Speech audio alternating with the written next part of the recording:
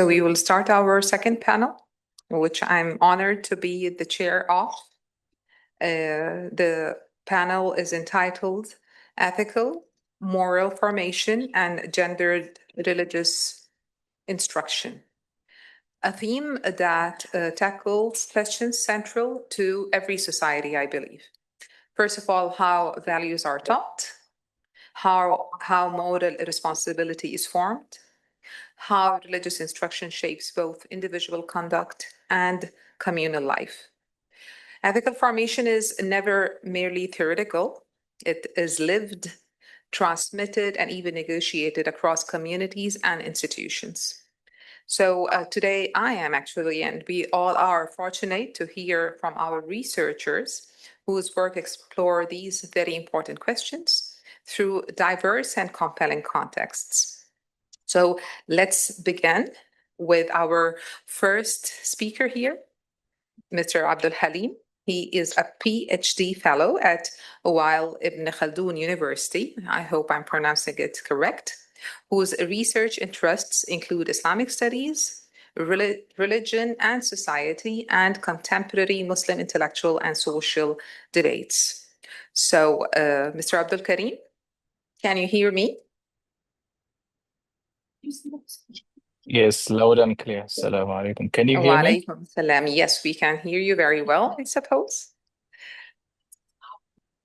Okay. Good morning, all. I think I can just dive in and start directly. So my paper would tackle this issue, culture, religion, and marriage, but I will be focusing on Maryam Lemu. And thankfully, the presenter before me, Safina, has already discussed the background of Nigeria, specifically northern Nigeria, and the cultural background, religious education, and role of women preachers or ustadhat or muhaddithat, all of it. So I will be focusing on Maryam Lemu. She was specified and mentioned by Safina already.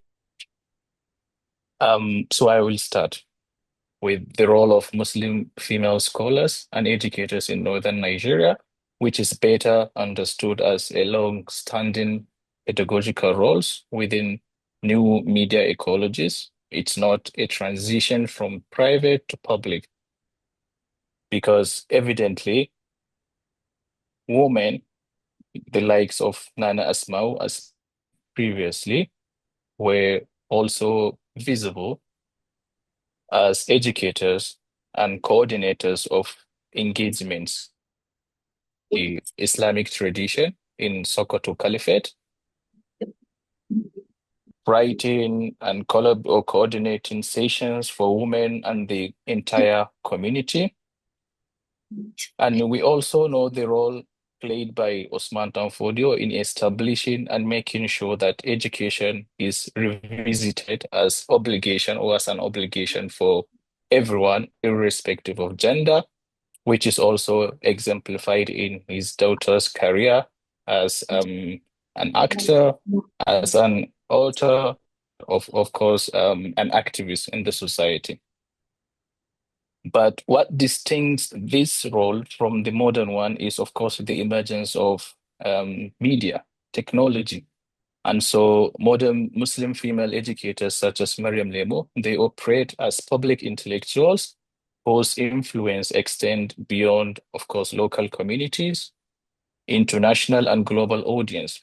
For instance, Maryam Lemu, through her structured programs, online courses, and digital content, she has exemplifies how Islamic marital ethics can be disseminated through institutionalized and media-driven pedagogies. Her platform includes lectures, written resources, counseling frameworks, and interactive engagements, transforming religious teachings into an accessible form of knowledge production, which, of course, this transformation is situated within broader shift in the media landscape in northern Nigeria, as specified, that distincts current engagement with the society from the previous earlier ones. However, of course, the of female public authors or authority was not without backlash in the northern Nigerian context. This is evidently studied widely. For instance, Rahina's studies analyzes debates surrounding Muslim female preachers in northern Nigeria. She highlights the ongoing tension regarding women's public speech, particularly where it's framed as morally or socially problematic. And of course, this is an ongoing tension. It's not something that is lived previously, is currently occurring. A recent example is Ustada Juwairia Usman, mentioned by Safina already. She was criticized, and she is still being criticized on grounds of her, in quotation, unfeminine way of preaching, whereas like Ustada Zainab Jafar Mahmoud, who is relatively less criticized, but is deemed to be within, of course, the expected custom of femininity and authority. But figures like Maryam Lemu, they within a space that is both enabled and constrained, of course, by religious and cultural expectation. Additionally, of course, social Hausa film industry is one of the key influential factors that shape how people view moral debate, marital issues relating to gender roles, and youth culture. They are negotiated continuously. These developments open marital relationships, of course, they also create tensions that religious educators need to address in this context.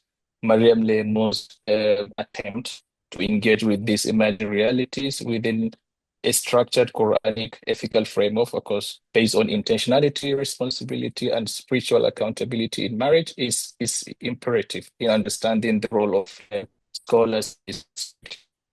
But of course, conservative attitudes persist, expressing discomfort with shifting gender role and public female authority. They, they often connect this to social tension and security conundrums. Should I continue? He's asking. Oh, sorry. What did he say? He said, should I continue?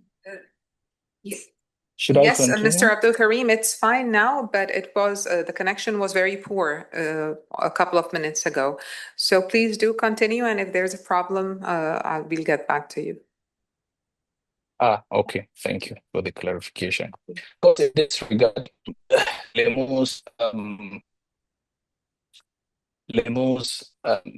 different sources were accessed, analyzed, to, of course, determine her role and insight as it regards to marriage. For instance, in her rights and obligations for couples in Islam, she explicitly refrains the popular notion of marriage as half of faith, hence the name of her video series, Half of Faith. In the series, she argues consistently that fulfilling its fulfillment lies not in contract. The fulfillment of marriage and making it half of faith is not only in contract, but in ethical engagement. So according to her saying, is fulfilling your obligation and responsibilities to each other is what fulfills half of faith, not just the act of getting married.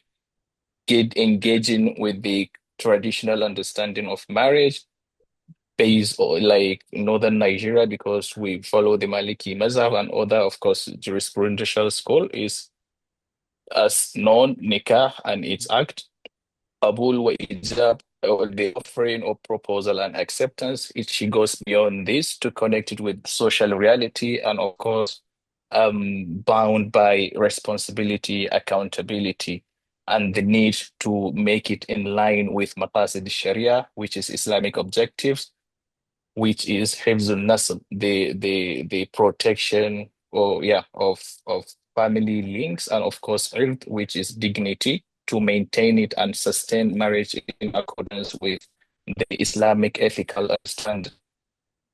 Also, what distinct her own approach from other ones is her expansion of marital ethics beyond the couple to include community and moral intervention. In her Bystander Effect, which is a written short book by her, she draws on hadith that says if you are good and wrong goes around you, you do nothing, you are not good enough. So to emphasize this, she said that couples are not only responsible for themselves as couple, but of course, as community, is interactive relationship. So community also has to be playing role in that aspect. So if anything is seen that is maybe is deemed detrimental, by aligning with Ta'awun bil Bir, which is cooperation in Ta'awun al Bir, which is cooperation in goodness, and of course conciliation in case problems occurred between couples, which is conciliation, sulh, to be intervention should be stricken by the family or the relatives or whomever is deemed influential in that aspect. Of course, I'm not going, of course, in line with this slides, but yeah, maintain time.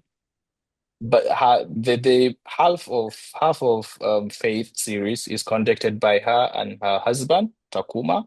In the series, the philosophy is around responsibility and accountability, but of course, all are funded or on grounds of Islamic teachings, not of course cultural, because Takondi said, Allah is going to ask you based on the Quranic and Sunnatic teachings, not what your culture expects you to do. So you have to do everything in respect of the teachings of Islam, not your culture. So this is actually an engagement with the culture and saying that if your culture clashes with your religious teachings, of course you have to prioritize your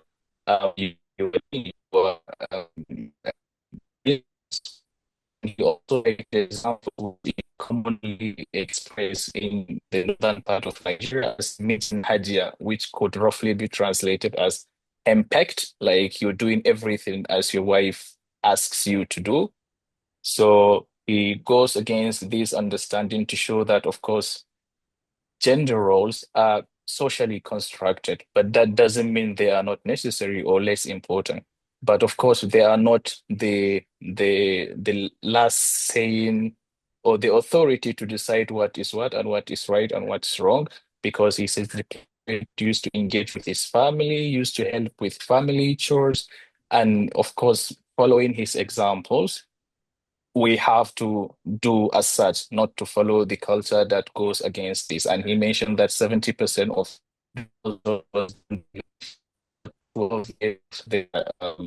the relationship of marital life. Of course, in this series, we can get sense of what is important according to the couple.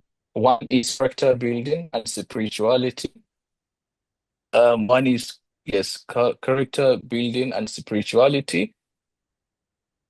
They focus on jihad bin nafs. So you have to engage with yourself because what the fundamental problems or struggles that lead people to having relationship problems is, of course, at the core of it, maybe ego. So to deal with this, you have to follow a threefold intervention. One is with yourself, one is your relationship with God, and of course, between couples. So that is how you should focus on your nerves and try to understand what is preventing you from achieving the goals of marriage, which is sakina. So which is of course built upon responsibility and accountability. Of course, these require learning the teachings of Quran, Hadith, and of course the good cultures, customs that will help you achieve this. So in line with the collaborative growth approach asserted by the couple, they mentioned that it's the husband's responsibility to educate and elevate the wife intellectually and religiously, which of course reflects the gap between access between women and men's access to education. And of course, this is not saying that when women have more knowledge or intellectual capabilities that the role shouldn't reverse. Of course, another thing to mention with regards to character building is how they reframe raising kids as sadaqa jariyah, because children integrate and impart the positive parental impact with others, with the society. So if you do well in of course embodying your kid with all the positivities, this will reflect good on you and will reflect good on the society. Coming to the next point is communication, the need to build and learn ways to communicate and resolve conflicts among couples. So they mentioned three methods: the appointment method, and the petrol station role, and then of course the coded signal. With appointment method, when of course the aggrieved spouse is required to schedule a specific time to talk about the grievance, which will give time to cool down and understand what is happening, so that when you are engaging and communicating to resolve the issue, you have a more like a broader understanding and more less emotional to deal with it and understand the other person. The third, the petrol station method, of course, is of course also linked to this by cooling down, understanding the situation, and then engaging in communication. And of course, sometimes you may not always have this chance to write later and express your issues, your problems, of course, with the appointment method, but coded signals, it gives you the opportunity to, when you are among other people, to signal the other person if something's wrong of something, which is also part of building communicative skills and practices. Then, of course, digital analysis was employed to understand people's reception of her engagement and intervention.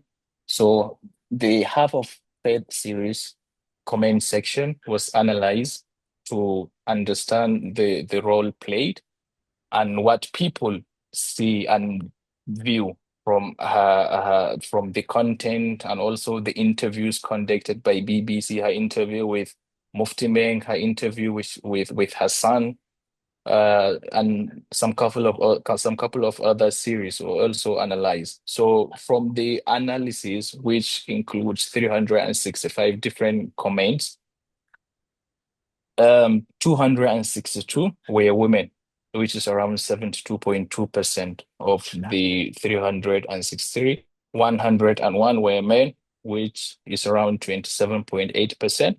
And also we have uncategorized, because from the handles, it was not specified as if they were male or females. But we have the 72.2% and we have 27% for men. Then if we analyze the comments into themes, this is what we have, of course. The reception of the Half of Faith series and related interviews reveals a rather transitory frame towards a proactive growth and development mindset instead of focusing on the legal framework of marriage. And this showcased the need for role models that resonate with the current social reality, not only contract-related and rigid jurisprudential terminologies and analysis. They need what resonates with them, what responds to their current social reality. So most people see the couple as a source of inspiration. They see their marriage as spiritually and morally perfect, and they aspire to emulate their idealization. How do we get this sense? We can check some comments. I will mention a few. One comment says, "I wish all marriages could be like this. I pray for a home like yours. May Allah bless your marriage. This made me cry. Did in our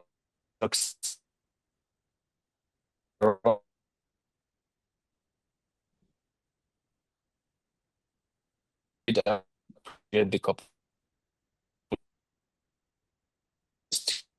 about everything they mentioned.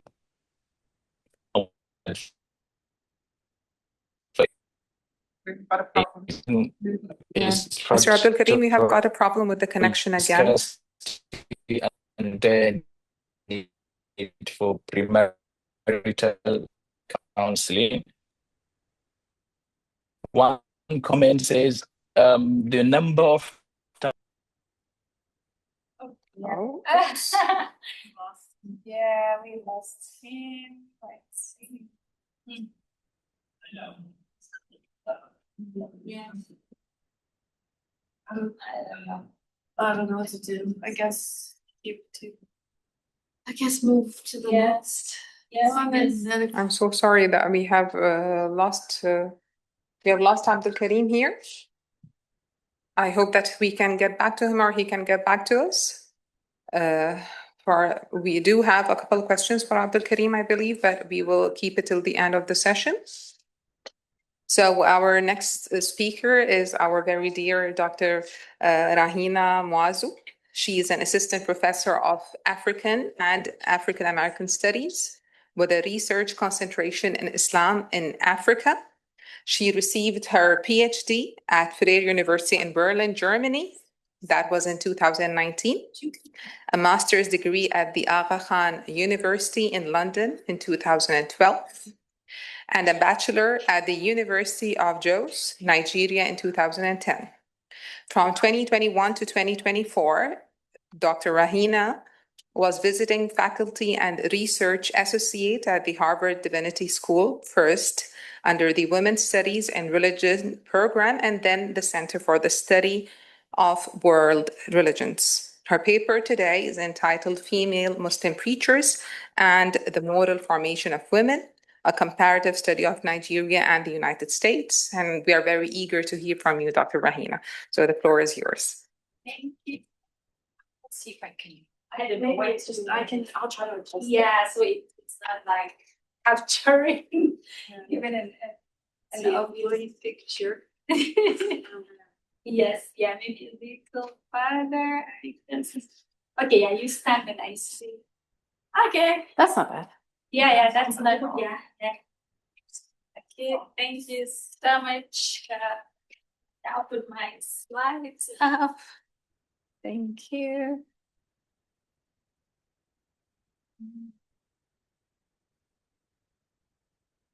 So if I put them by, do I have to share the slides for them to, for those on their, please do. Yeah, let me see. Yes. How do I share this again? I'm not, okay, yeah, very good. Share.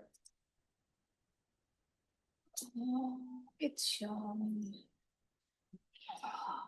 Yeah, I might need help with sharing the screen so the people on Zoom can see the screen. Yes. Can anyone please confirm if you can see my slides? Those joining over Zoom. Maybe you have to call them. No, I can see it. I can see your page. Oh, okay, thank you. Let's try. So she can see it? No, she said she cannot, so. And I took a lot of time minimizing it to here. There's an option of sharing.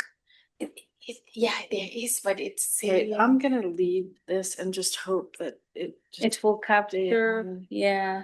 Should I do that? I mean, I guess that's maybe. Oh wait. Oh no, we Maybe okay. I You know can- what? Yeah, okay. Try yes. You want to that put it one. on what one? Two. Let's see. Oh, Like no. okay. Yeah, we can make this look at. Show the screen. What do you think? Yeah, I see. Yeah, turn it to. Yeah, have it show the screen because the other one is. Yeah. Yeah.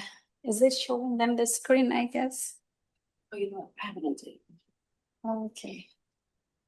So It's on these screens. Oh no. maybe you can download it to the desktop. Downloaded it. In one. Right. So yes. Okay. Jackie, should I just go ahead while you?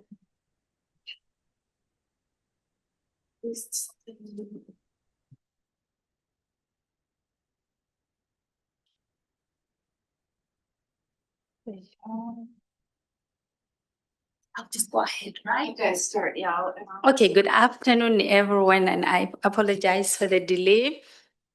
So my topic has changed slightly. I was supposed to do a comparison between Muslim female preachers in Nigeria and the United States, but at the end I couldn't get enough data.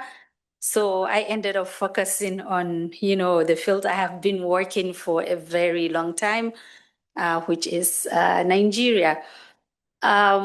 So we have heard amazing presentations, starting from the keynote by Dr. Reham, who, she talked about women's contribution to Islamic, in Islamic intellectual history, starting from Aisha, the wife of the Prophet, to Fatima al-Fihri, to Sayyida al-Hurra, to the modern times. So what I would like to begin with is, I believe it has been established in the literature, the long history of women's Islamic learning in Africa. Now we know that women have, from the beginning of Islam, they have contributed. And from the time that Islam has arrived in Africa, women have been contributing. Women were teachers, working on the grassroots, at the grassroots level. Mothers in particular have been playing a very instrumental role in terms of educating their children and educating, other men and women as well. So that has established, and one of the very good examples we have is Nana Asma'u, who a few of our presenters have mentioned. So Nana Asma'u, as many of you know, she was the daughter of Sheikh Uthman Danfodio, the founder of the 19th century Islamic Caliphate in West Africa. And she began what we can call a movement of women, the Entaru network, which brought together women, and those women were trained in basic Islamic education, and they all moved from one village to the other, educating women. So, we have that as well, and a lot of literature has been written about that. You can look at the work of Bavalimak, who was a professor here at KU, Jean Boyd, Muralast. They have all written about Nana Asma'u and her contribution to Muslim women education.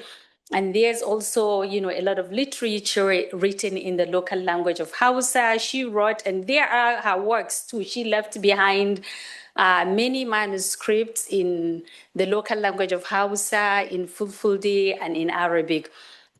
So that has been established. And if we look at the 20th century, we see the increasing visibility of women. So the field I have been working on for a very, very long time, but, at least, in a very serious academic way, I will say from 2014, when I started my PhD, was looking at female reciters of the Quran in Nigeria.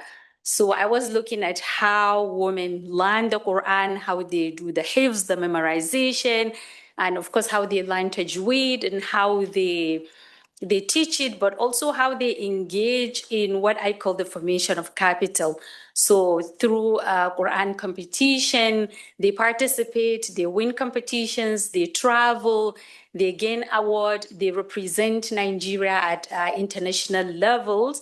So, and then through that, they build different kinds of, capital. They can become wealthy through that process. They can become famous in addition to, whatever spiritual capital they gain.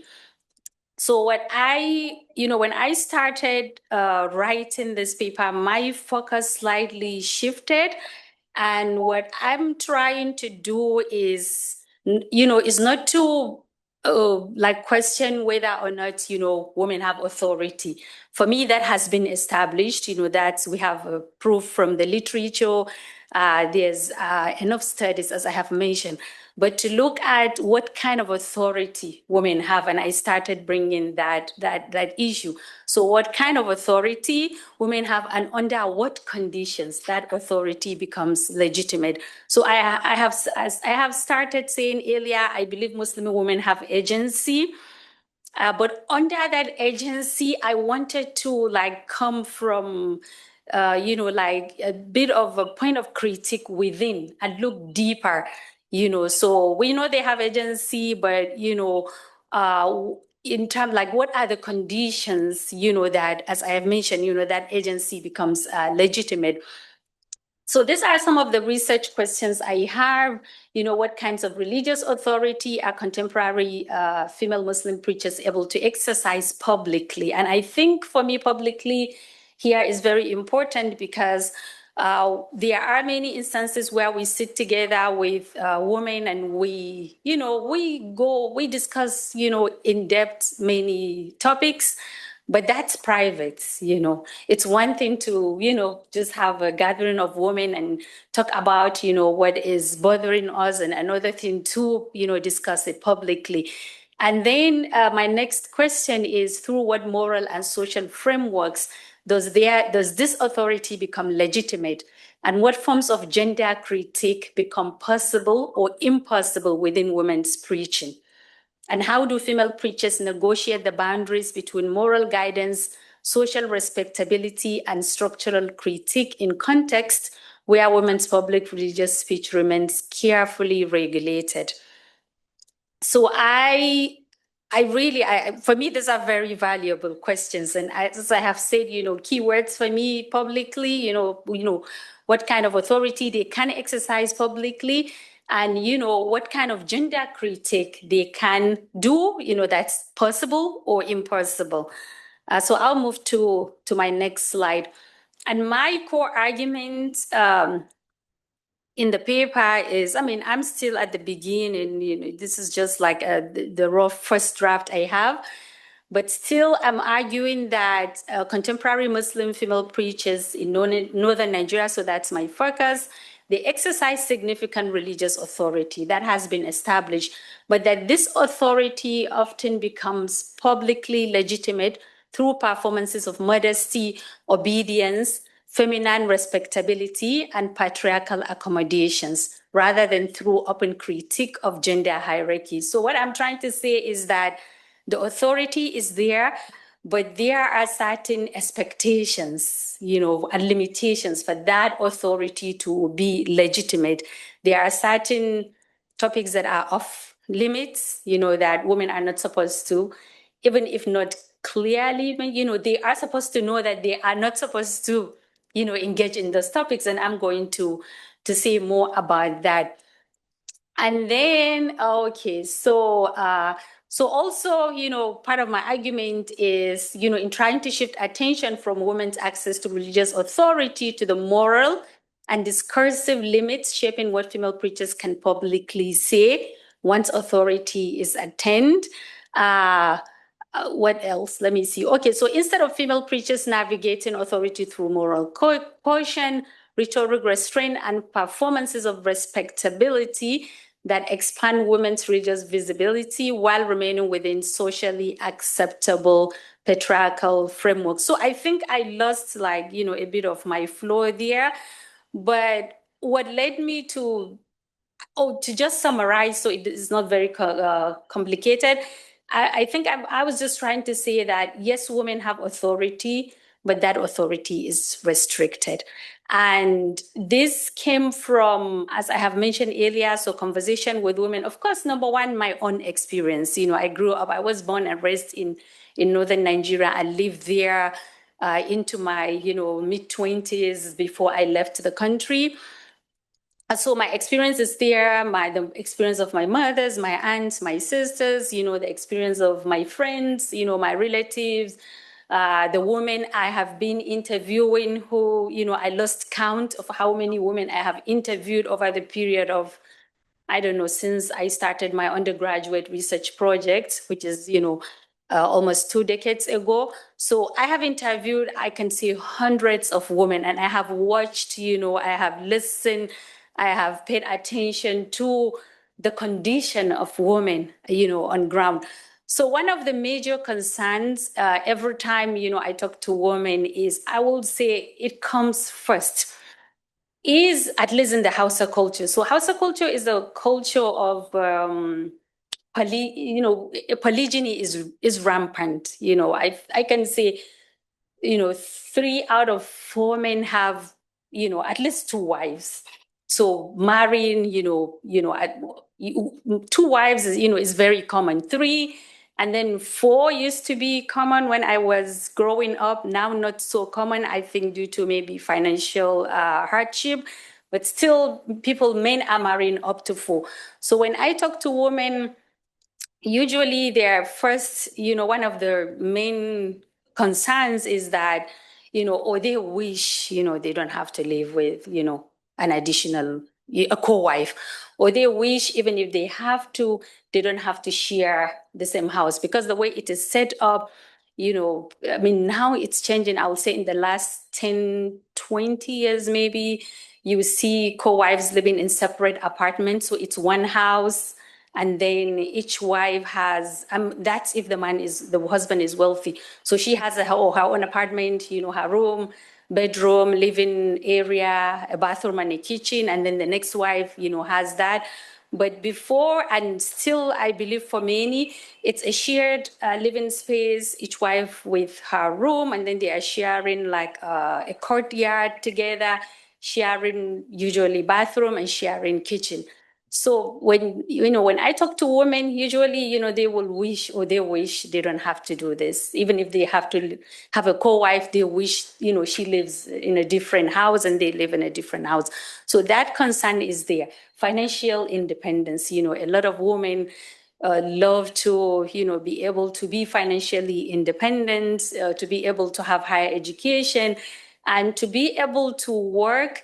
And even if they can't, so of course they will wish, because Islam, under Islamic law, the man is supposed to be 100% responsible financially, right, for his family. So they wish to have, to make an income, and if possible, keep the income, even if they can't keep everything, keep a large, part of it. So that is there also. And also, what is it? So I'll just leave those points. So I look at, listening to women, looking at those concerns or the wishes they have, comparing it with the themes that, the female preachers are covering, which I will move to. So the two preachers here, we call them malama, it's, from muallima in Arabic. So the 2 malamas I'm focusing on this paper are this one, Malama Zainab Ja'far, who is the daughter of Sheikh Ja'far Mahmoud Adam. He was a famous scholar in northern Nigeria, and he was killed in 2010. So she came from this scholarly family. Her father, of course, very much well known, and every Ramadan he will give her tafsir sermon, reading of the Quran and interpretation and translation in the local language. And her mother is also a scholar, even though she's not, well known like the father. So some of the themes, I don't want to keep going, and then at the end of it, I'm like 40 minutes. So to look at the themes, I'm glad Binyamin and Safina and who else, Abdulkarim, I believe they have mentioned the challenges. So this woman faced a lot of challenges, even though I'm going to critique the themes and topics they preach on and the depths, or maybe the topics that, I think will have been more helpful to women, which I don't see them focus on. But to begin with, they are, even their, the position they occupy is being challenged by, of course, it's welcomed by some and challenged by some. So there's that underlying argument of, or at least perception still, of the female voice as being part of her aura, which is, I have written about that as well. So you see, even if you look at their YouTube videos, you see some people leaving comments like, oh, you're not supposed to be doing this. Don't you know that your voice is part of your aura? So they face that as well. But of course, the visibility, as I've mentioned, despite everything, they still continue to do what they do. And you can see it's not only Malama Zainab or Malama Juwairiya, Aisha, Lemu, and other women have been mentioned by the previous presenters. So they continue to do what they do and they face those challenges. So let's move away a little bit from, the challenges they face. So in terms of the themes, I will say I did not take statistics on that, and I'm trying to do. I know it's going to be a difficult work, but I think if you take statistics on the topics covered by not only the female preachers, but all preachers with topics with regards to women in northern Nigeria, I wouldn't be surprised if 90% of it has to do with marriage. So the main theme is for women is marriage, obedience in marriage, and marriage as the path to salvation, to paradise. So that is like, the main theme. Of course, they touch on, themes of prayer, fasting, taqwa, chastity, sometimes hijab. But a lot of it has to be, it's about obedience to husbands. And it's framed in the language of, woman, the responsibility is on women. You need to do this, to do that, to look beautiful, to, I don't know, have to be able to study your husband, to know what he's thinking, to do the right thing ahead, to be patient, to, all those things. So even when the husband is wrong, again, the attention will be brought back to women as the ones that are given their natural ability to put everything in order. So, yes, so even when men are criticized, responsibility quickly shifts back to women, and women remain tasked with preserving marriage, restoring harmony, and carrying the moral weight of the family. So let me look at Malama Juwairiya.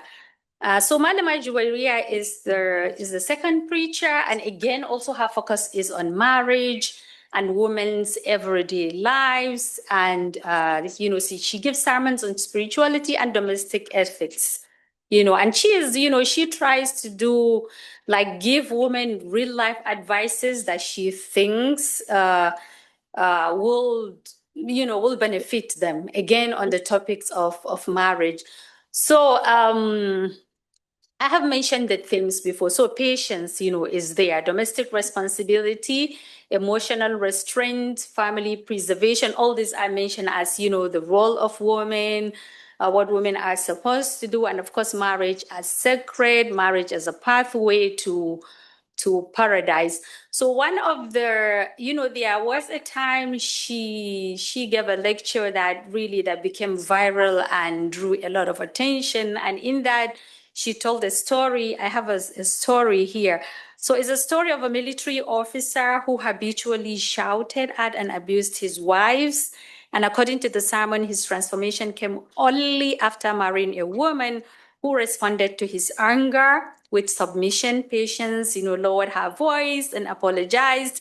And even when he insulted her parents, she will, So the story is presented not as tragedy, but as moral achievement. Female patience is celebrated as the first that reform violent men. So, and that story became really it became viral. Okay, even though this is someone who was hitting his wife, but look, because the wife was, she knew how to, she knew what to do. She was able at the end, to bring him back to the right path. So one of the things I was, I pondered upon was, how to make sense of this. For me, it was, so yes, the visibility is there. Women are having, these positions. They have this platform now.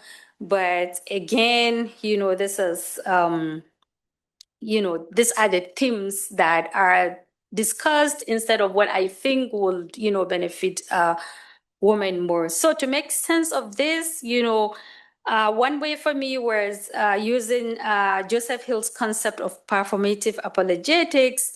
And Hill reminds us that religious authority is not simply possessed, it must be publicly negotiated and carefully performed. And this is especially true for the women, I study. So female preachers in northern Nigeria operate within moral boundaries that determine what kinds of female speech are considered respectable and legitimate. And their authority, therefore, depends on careful calibration.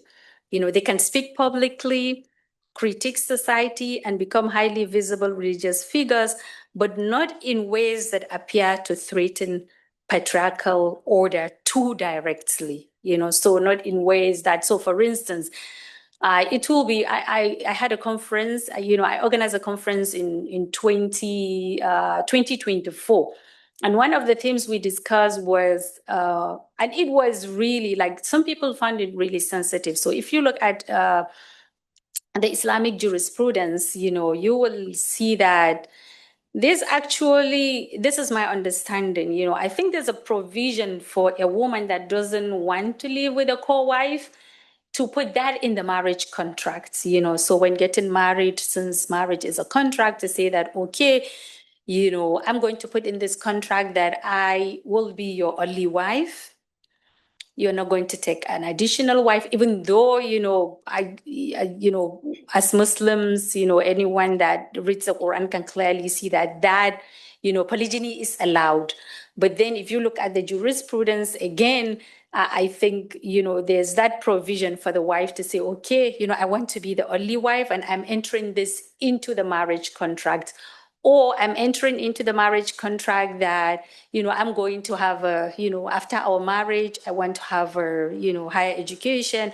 I want to have my bachelor's degree, or I want to go for a PhD. So we brought that up, or even, some women saying that, if there's a possibility for them to enter into the contract that even if the man, since it's very common there for the men to take additional wives, even if the men are going to do that, let them have their separate, living space. So even discussions like this became like sense, it raised a lot of some people's sensibility, because it was considered as like, the off-limit topics that that women shouldn't touch upon.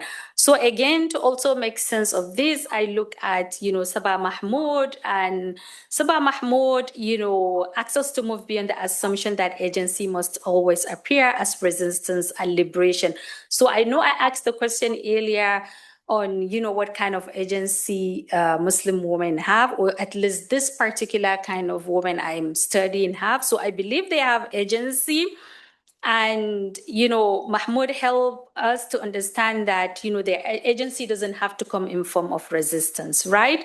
So it can come in form of, through inhabiting norms, or through piety, self-discipline, modesty, and ethical transformation within religious traditions. So through that, I can say I see their agency. Because these women are not simply passive, transmitters of patriarchy, even though sometimes, what they say, in my understanding, doesn't really help the situation, that the condition that the women are in. But, at the same time, I wouldn't say they are passive transmitters of patriarchy. And again, Mahmoud also helped us to see the limits of this form of agency. So the women have, they have visibility and influence, yet their authority remain tied to structures that continue to regulate acceptable womanhood. So I think that's the key word there. What we have in the Hausa language that's referred to as macetagari. So the ideal, the ideal woman, that perception that there is a kind of, acceptable womanhood, and a righteous woman, macetagari, should not go beyond that, acceptable form of womanhood. So one thing I forgot to mention is, of course, the way the women are framed in this kind of sermons and preaches and lectures as not usually women as individual, but women as wives and mothers. That's usually like the focus. So if you, listening to most of the lectures and the sermons, what I hear usually the moment they start talking about a woman, they quickly shift to the identity of a woman as either a wife or a mother, not woman as individual. So again, as I have said, they have agency, and we can understand from using Sabah Mahmoud that the agency doesn't have to necessarily come in form of resistance. So they show their agency through inhibiting the norms, the culture they are in. And again, back to Joseph Hill, they have to perform that agency in a kind of way that is going to protect them from getting a backlash from the society. Okay, I think I have taken more than enough time. I had a video that I don't know if it's easy for me to show. Let me see if I can quickly show this and then I will conclude. I just wanted to Try sharing your screen again. See if it works. Oh, okay. Let me see. Yeah, it's only given me if I touch on share, it's oh subhanallah. I think now it will work. Is it showing? No, it's still just you. Yeah, I try. Just finish your 25 minutes. Yes. Okay. Let me just show the Okay. video. Yeah, because I need to copy this. It's not letting me copy. Yeah. Okay, I guess I wanted to show a video of, Okay, so let me just conclude because it's not allowing me to show the video. So for my final points, as I've mentioned, the visibility of women is there, and they are transforming Islamic public culture. They shape ethical discourse at an unprecedented scales, especially because of the role of social media. So their lectures are on YouTube, on WhatsApp, on Facebook, everywhere. And we can, the way I understand the authority is that it's both empowering, but it is constrained. There are topics that are of limit, and I have given examples of them. So I'm going to round up here and still try to share that. But even if I share it, the people online will not be able to see it, right? YouTube video. Yeah, a YouTube video. Okay, so I guess I'll just, Okay. You could probably cut and paste it. Yeah, that's what I tried to do, but it didn't allow. Yeah, Oh, no, yeah. when- Okay, let's see. Yeah. See if it will allow. Yeah, I just wanted to.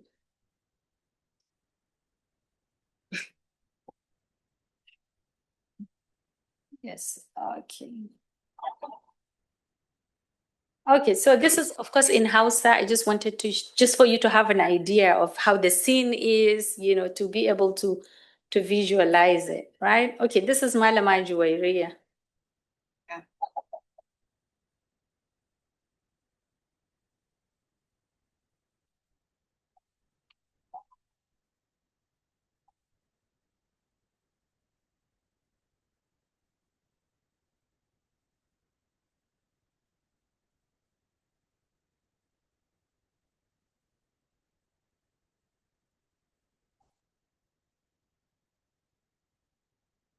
Okay, so I will share. She was just saying that, let me just type it here, that a righteous woman is the one that knows how to apologize. Zainab Jaffer. I can just get a clip here and okay, so this is the other. I'm sorry.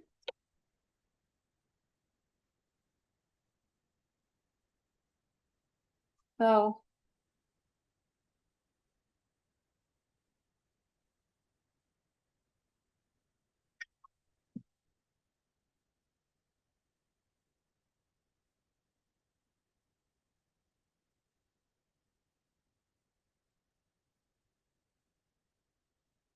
So this is a Ramadan tafsir program where she has, you can see the other scholar here. She's a Quran reciter. She reads the verses, she recites them. And this is Malama Zainab. She translates into the local language of Hausa and gives her, comments on it. And yeah, at the end of it, there's a Q&A. Okay, thank you so much for listening. You should have taken it down. Sorry, Doctor. What to, the next year? Yes, I have it in mind. Oh, no, she didn't send it because of The laptop isn't here anymore. Yeah. So thank you very much, Dr. Rahina. I enjoyed every moment. And I do have a few questions, which I guess I will leave till the end. After our last speaker, who is Aisha Salis Abdullahi from Bauchi State, Nigeria. She earned both her BA and MA in Islamic Studies from the University of Jos. She is a researcher and Islamic Studies teacher who teaches in both English and Arabic. She currently works with the Air Force Girls Military School, Jos, and the National Teachers Institute in Plateau State, Nigeria. Her paper today is entitled Islamic Work Ethics Among Muslim Women Workers in Jos South. So she is with us online. Yeah. Yes. Like, She haven't sent me any slides, so I guess she can, yeah.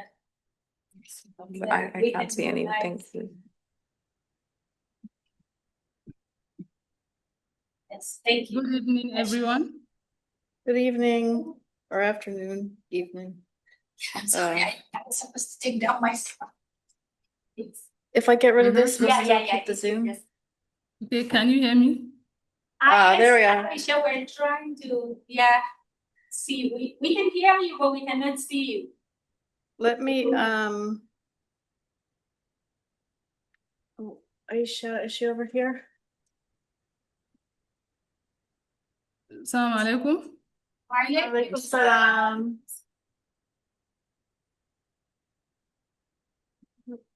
Where is she? I don't see her. Can we do, are the participants here, for example?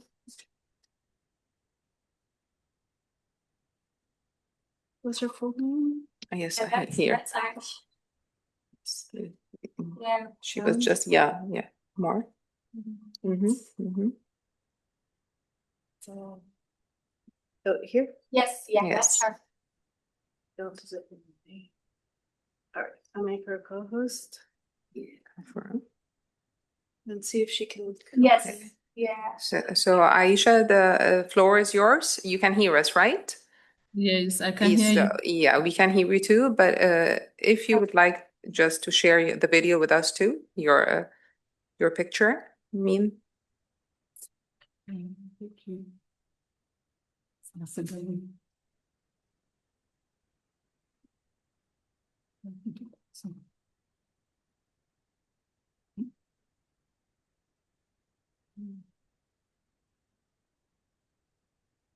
Yes, yeah, we can see you too.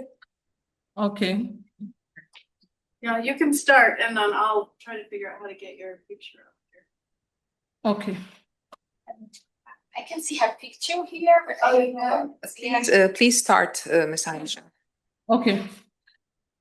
My name is Aisha Salis Abdullahi.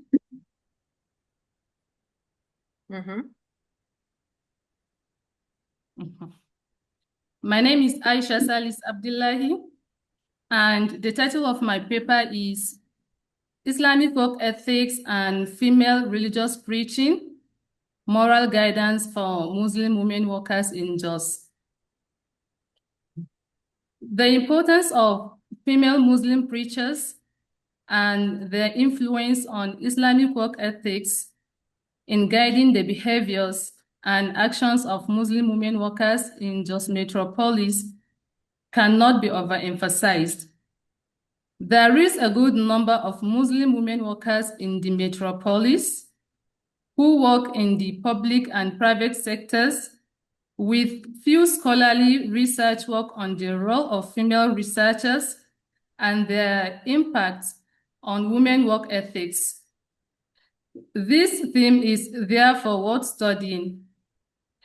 There may be challenges in integrating Islamic work ethics with secular work policies and practices, creating a potential clash of values and beliefs. Additionally, there may be a need for further training, education, or advocacy on the importance and implementation of Islamic work ethics among Muslim women workers by female Muslim preachers in Jos to ensure a harmonious and a respectful workplace environment conducive to both professional growth and religious fulfillment. The study's aim is to explore and identify the role of Muslim women preachers and its influence on Muslim women work ethics in Jos Metropolis.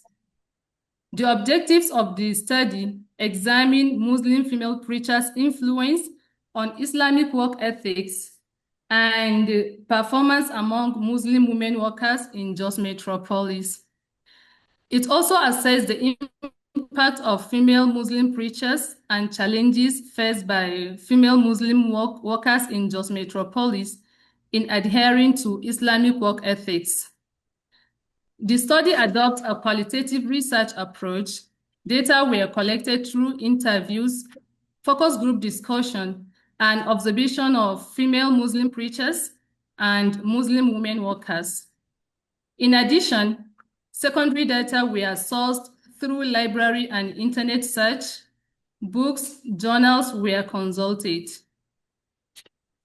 Islamic work ethics are sets of principles, values, and guidelines derived from Islamic teachings that govern Muslim behaviors, attitudes, and practice in the context of their work and employment.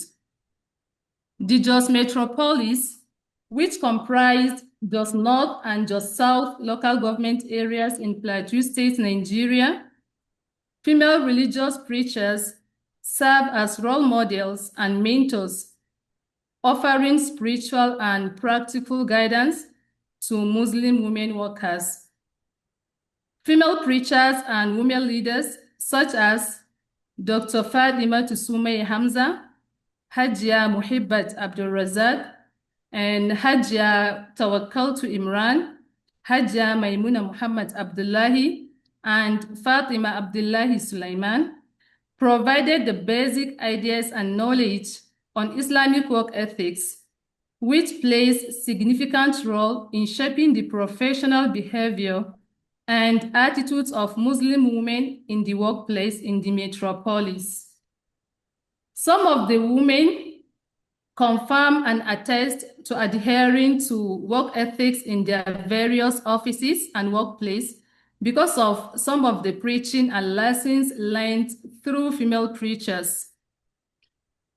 Clearly, Jos is a city where religious identity is deeply embedded in economic and social life. These female preachers help women reconcile professional aspirations with religious commitments. They conduct study cycles, offer counsel, and advocate for women's rights with an Islamic framework. A clear example is Form 1's teaching in the Jos Metropolis, which are structured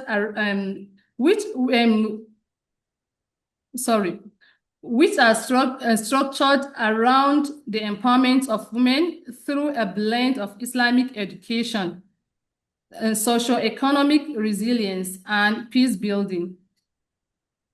In modern times, the rise of women's education and the development of women's religious organizations have expanded the opportunities for female preachers.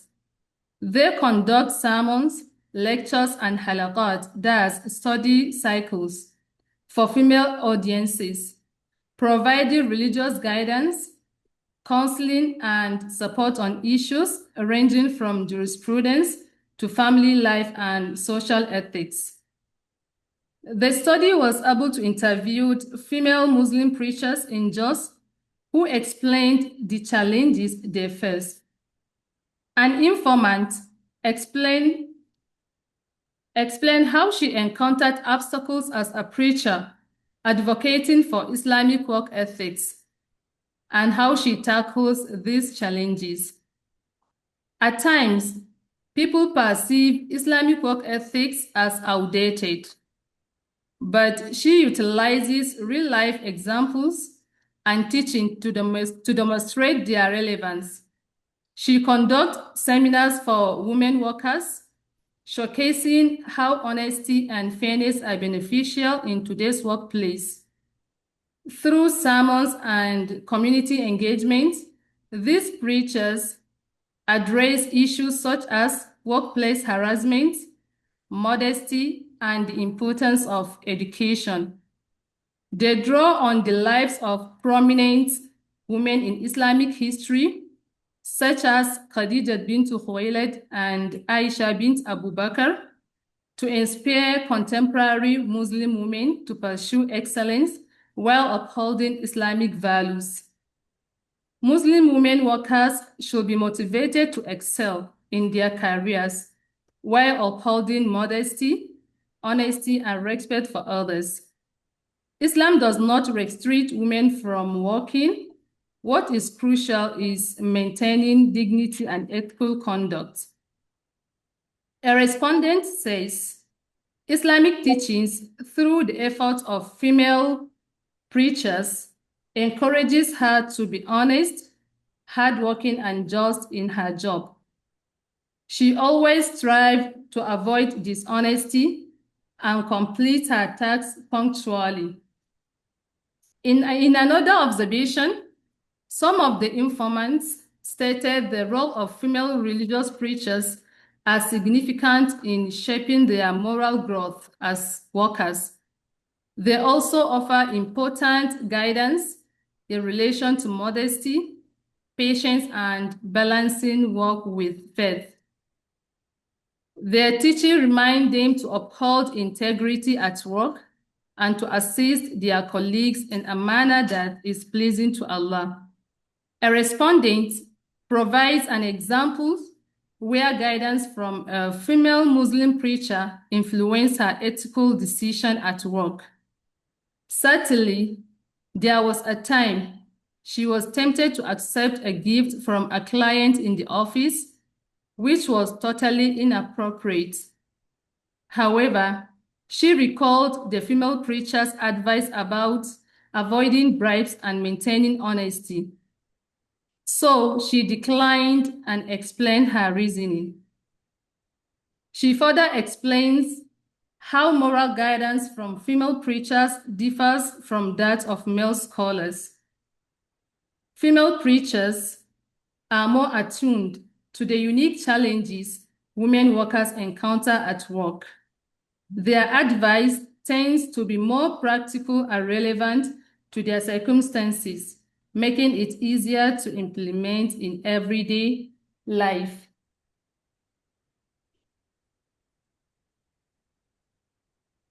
The study tried to ascertain the constraints confronting Muslim women workers in Jos.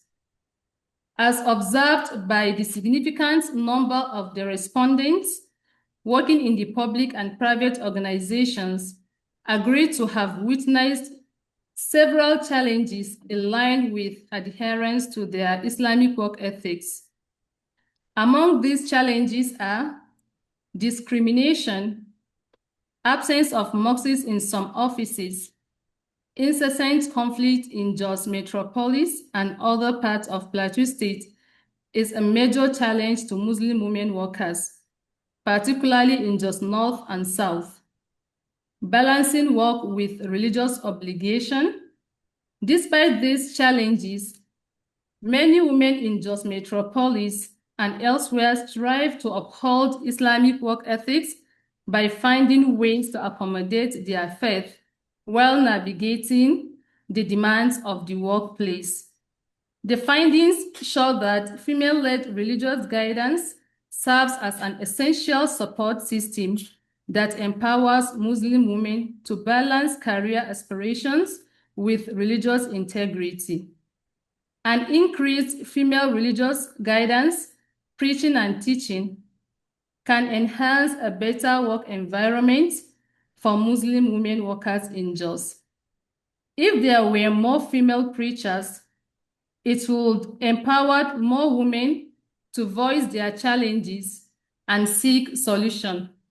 It would also foster a supportive atmosphere where Islamic values are upheld, leading to mutual respect and understanding at work.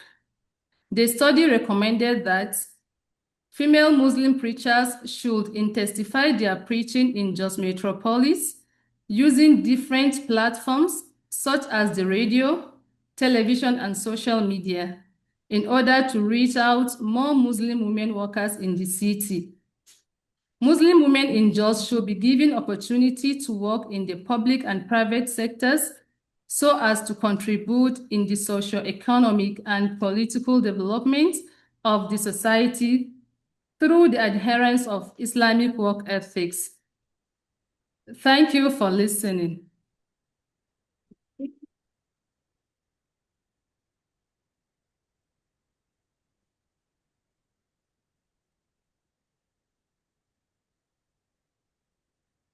Thank you very much, Aisha. Aisha was the last speaker for this panel.